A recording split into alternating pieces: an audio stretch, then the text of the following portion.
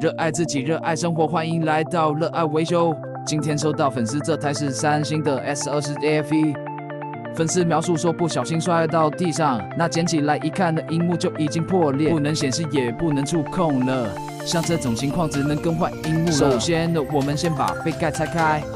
手机是有事先加热过的，所以说拆开杯盖的时候，我们配合一点99%的酒精来辅助，就会特别好拆。接下来我们拆开上面的防护盖，把螺丝都取下来。那下面这边呢是稍微粘住的，把它给撕下来，就能顺利的将防护盖取下。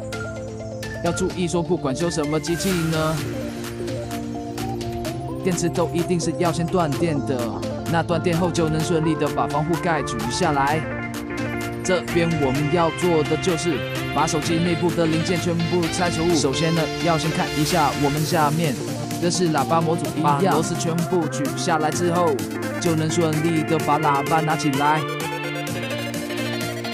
再把主机板上面的排线或者一些讯号线都把它拿掉。主机板上面的螺丝取下来，这时候镜头的部分也是先拿下来。SIM 卡座的部分要先拿掉，才有办法顺利的将主机板拿下来，不然主机板就是会被 SIM 卡座卡住，取不下，这样就能顺利的把主机板拿下来了。刚上半部分就是这样子结束了，接下来换下面。下面的话，这个是充电座，充电座上面有这个连接排线，跟萤幕排线扣都要先把它取下来。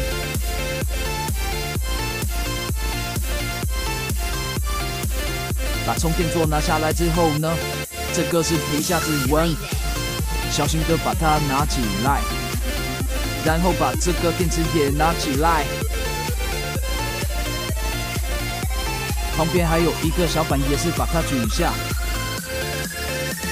再把电池也拆下来。电池在拆的时候要小心，不要让它变形了。我们要做的就是装机测试。把新的萤幕拿过来之后呢，继续把刚刚拆下来的零件全部装回。这边就可以稍微略过，因为就是怎么拆，那就怎么装回去就好了。那在这个地方呢，有看到客人的听筒是卡了，非常脏，非常多的灰尘，这个会影响到听筒听起来的感受，所以我们就把它刷前进了。这就是我们在维修的时候特别注意到的一个小细节。那帮客人处理起来也没有再另外收费，那客人之后在使用上的听觉感受也会比以前好很多。最后呢，把这个防护盖装上去，然后电池扣也压上，之后就能准备开机测试了。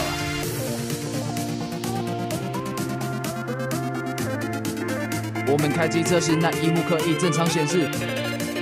我们后续会再做更多的触控啊跟显示上面的测试，确认没问题之后呢，就会装机归还给客人弄。那影片就到这边结束了，感谢你们收看。影片都可以按赞、追踪、分享哦。